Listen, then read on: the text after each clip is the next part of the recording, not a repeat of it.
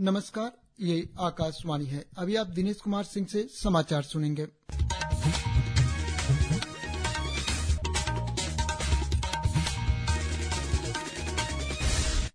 पहले मुख्य समाचार। प्रधानमंत्री नरेंद्र मोदी ने 51,000 से अधिक युवाओं को सौंपे नियुक्ति पत्र। केंद्रीय सूचना और प्रसारण राज्य मंत्री डॉक्टर एल मुरुगन ने चेन्नई में नवनियुक्त कर्मियों को नियुक्ति पत्र वितरित किए। प्रधानमंत्री नरेंद्र मोदी ने धन्वंतरि जयंती और 9वें आयुर्वेद दिवस के अवसर पर नई दिल्ली में लगभग 12,850 करोड़ रुपए की लागत वाली स्वास्थ्य क्षेत्र से जुड़ी कई परियोजनाओं का किया उद्घाटन और शिलान्यास। जम्मू कश्मीर अखनूर सेक्टर में सुरक्षा बलों ने 3 आतंकियों को मार गिराया। अब समाचार विस्तार से।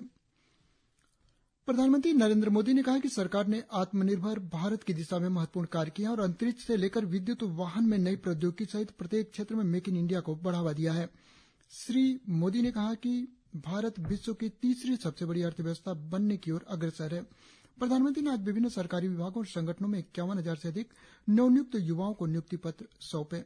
वीडियो कॉन्फ्रेंस के माध्यम से आयोजन को संबोधित करते हुए उन्होंने कहा कि सरकार युवाओं को अधिकतम रोजगार के अवसर उपलब्ध कराने के लिए प्रतिबद्ध है। श्री मोदी ने कहा कि सरकार ने प्रधानमंत्री इंटर्नशिप योजना के तहत देश की 500 शीर्ष कंपनियों में युवाओं के लिए पेड इंटर्नशिप की पहल की है। युवाओं को अनुभव और अवसर उपलब्ध कराने के लिए व्यापक प्रबंध किए गए हैं। प्रधानमंत्री ने कहा कि सरकार युवाओं को लगातार अस्थायी सरकारी नौकरियां दे रही है। भारतीय जनता पार्टी और एनडीए शासित राज्यों में हजारों युवाओं को नियुक्ति पत्र मिल चुके हैं। श्री मोदी ने कहा कि हरियाणा की नवगठित सरकार ने 26,000 युवाओं को रोजगार दिए हैं। देश में 40 स्थानों पर रोजगार मेला आयोजित किया गया। केंद्र सरकार के विभिन्न मंत्रालयों और विभागों में नवनियुक्त लोगों को कर्मयोगी प्रारंभ के माध्यम से आधारभूत प्रशिक्षण प्राप्त करने का अवसर मिलेगा।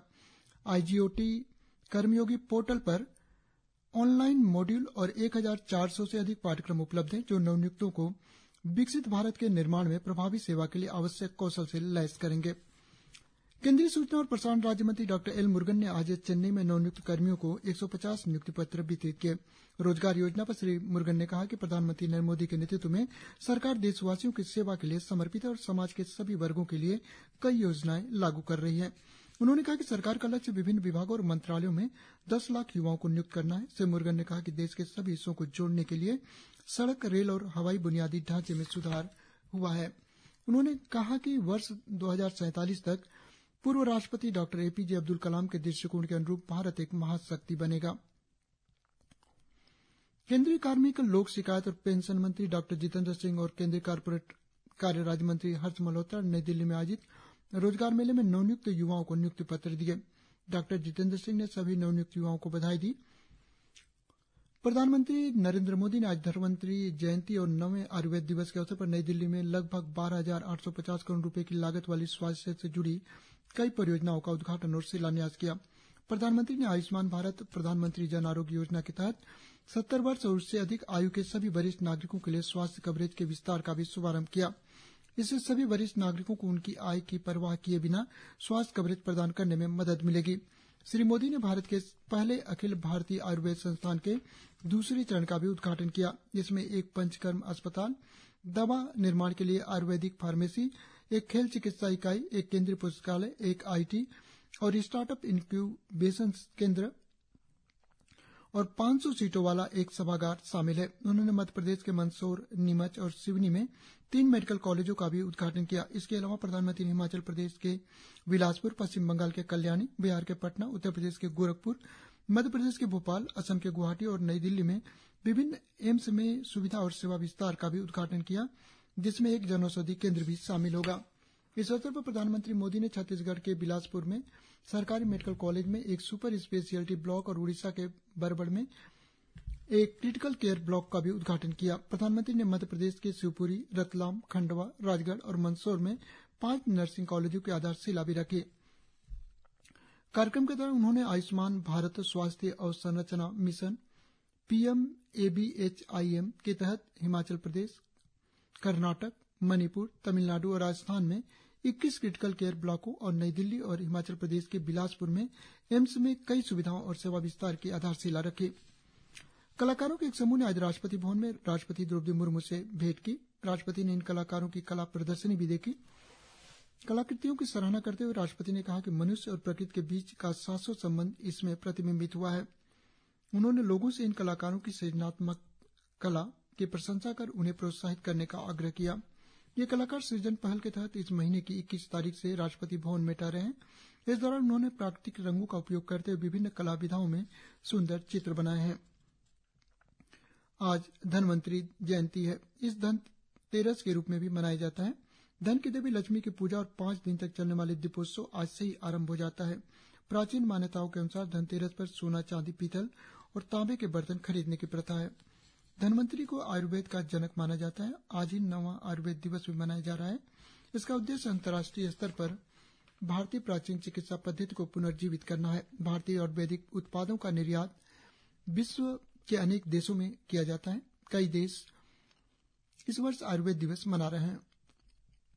विश्व स्वास्थ्य संगठन ने योग और प्राकृतिक चिकित्सा के लिए एक विशेष कोड भी बनाया है। प्रधानमंत्री नरेंद्र मोदी ने धनतेरस और आयुर्वेदिक दिवस पर शुभकामनाएं दी हैं।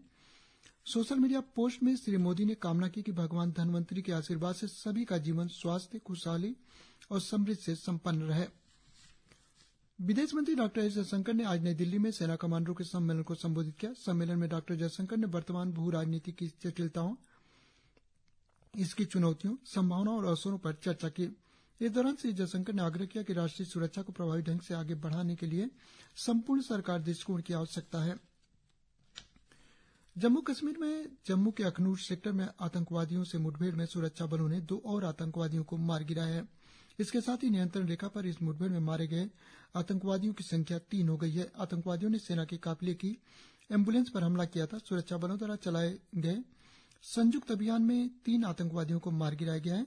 मुठभेड़ समाप्त हो चुकी है। हालांकि आतंकवादियों के शव बरामद करने के लिए इलाके में तलाशी अभियान जारी है। केंद्रीय गृह मंत्री अमित शाह ने आज नई दिल्ली में मेजर ध्यानचंद नेशनल स्टेडियम में रन फॉर यूनिटी को हरी झंडी दिखाकर रवाना किया। यह कार्यक्रम सरदार वल्लभ भाई पटेल की जयंती के अवसर पर आयोजित किया गया था, जिनका जन्म 31 अक्टूबर 1875 को हुआ था। इस मौके पर गृहमंत्री ने कहा कि आज भारत हर क्षेत्र में अग्रणी बनने की राह पर दुनिया के सामने मजबूती से खड़ा है और इसकी नींव सरदार पटेल ने रखी थी।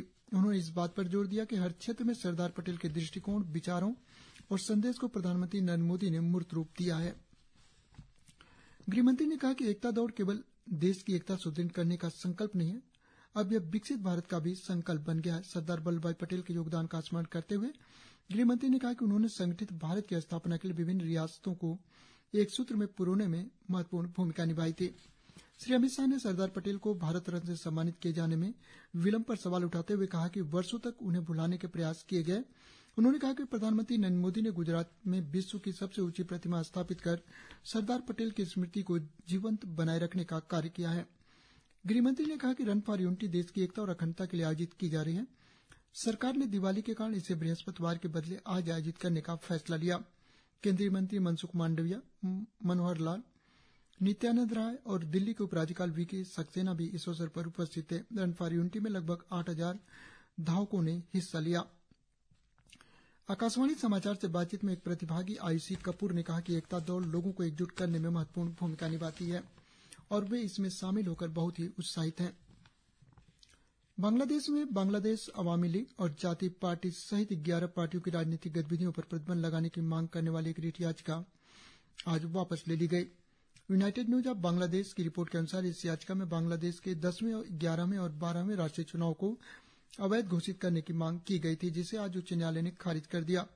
याचिकाकर्ताओं के वकील ने अदालत को सूचित किया कि उनके मुवक्किल अब 2 रिट को आगे बढ़ाना नहीं चाहते हैं। इसके बाद अदालत ने रिट को सूची से हटाने का आदेश दिया।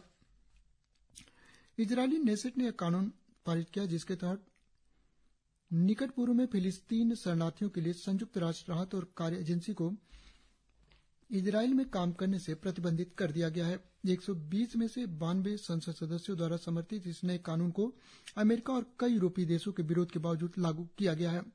यह एजेंसी को इजरायली क्षेत्र में कोई प्रतिनिधित्व करने, सेवाएं प्रदान करने या गतिविधियों का संचालन करने से रोकता है। सोशल मीडिया पोस्ट में संयुक्त राष्ट्र राहत और कार्य एजेंसी के कमिश्नर जनरल फिलिप लेजार्नी ने कहा कि एजेंसी के खिलाफ इजरायली संसद द्वारा किया गया वोट अभूतपूर्व और एक खतरनाक मिसाल कायम करता है। इसी के साथ समाचार बुलेटिन समाप्त हुए। नमस्कार।